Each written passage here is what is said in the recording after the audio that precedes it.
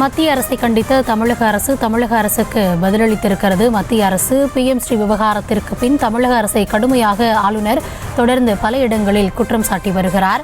தமிழக அரசு பள்ளிகள் தமிழகத்திற்கும் நாட்டிற்கும் ஆபத்தானவை எனவும் அவர் பேசியிருக்கிறார்.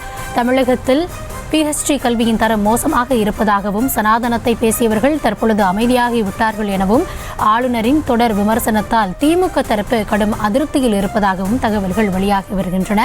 அதிருப்தி காரணமாக தொடர்ந்து ஆளுநர் செல்லும் இடங்களிலெல்லாம் அவருக்கு கருப்பு கொடி காட்டப்பட்டு வருகிறது. விவரங்களோடு இணைகிறார் எம்முடைய செய்தியாளர் ராஜேஷ். வணக்கம். 2 தினங்களுக்கு முன்பாக வேதாரண்யத்திலும் சரி, அதனைத் தொடர்ந்து ஆளுநர் செல்லும் இடங்களில் எல்லாம் கருப்பு கொடியை ஏந்தி போராடி வருகிறார்கள். இது குறித்த காரணம் என்ன அப்படின்ற கேள்வியும் எழுகிறது, விளக்கலாம்.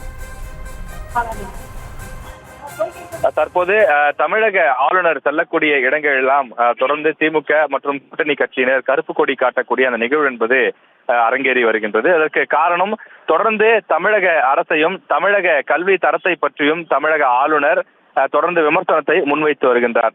இந்த PMC பள்ளிகளை தமிழக அரசு ஏற்க வேண்டும் என்று மத்திய அரசு தொடர்ந்து வலியுறுத்தி வருகின்றது. ஆனால் PMC பள்ளிகளை நாங்கள் ஏற்க மாட்டோம்.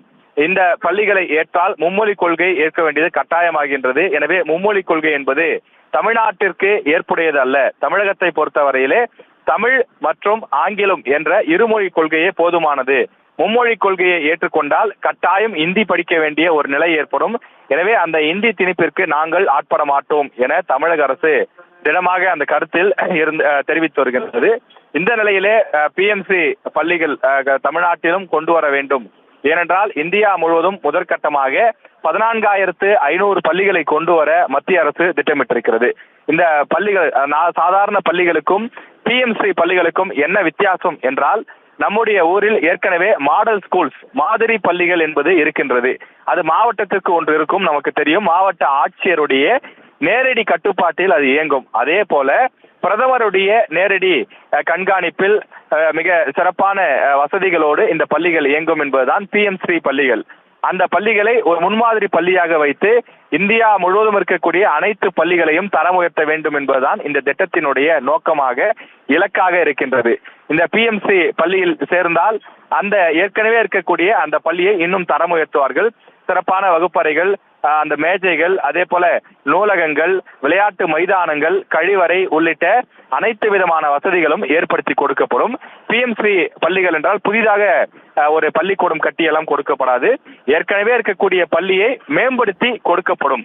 அது அனைத்து வசதிகளும் கொண்ட தனியார் பள்ளிகளுக்கு இணையாக அல்லது தனியார் பள்ளிகளை விட மேம்பட்டதாக அந்த பள்ளிகள் இருக்கும் என்பதுதான் மத்திய அரசு சொல்லக்கூடிய விஷயமாக இருக்கின்றது. ஆனால் அது இருக்கக்கூடிய சில அம்சங்கள் தமிழக அரசுக்கு ஏற்புடையதாக இல்லை, தமிழக அரசினுடைய கொள்கைகளுக்கு ஏற்புடையதாக இல்லை என்று மறுக்கின்றது. ஆனால் இந்த விவகாரத்தை பொறுத்தவரையிலே தமிழக ஆளுநர் இந்த PMC பள்ளிகளை தமிழக அரசு ஏற்க மறுப்பது ஏன் என்று கடுமையாக விமர்சனங்களை முன்வைத்திருந்தார். செய்திகளை உடனுக்குடனும் துல்லியமாகவும் தெரிந்து கொள்ள சப்ஸ்கிரைப் பண்ணுங்க.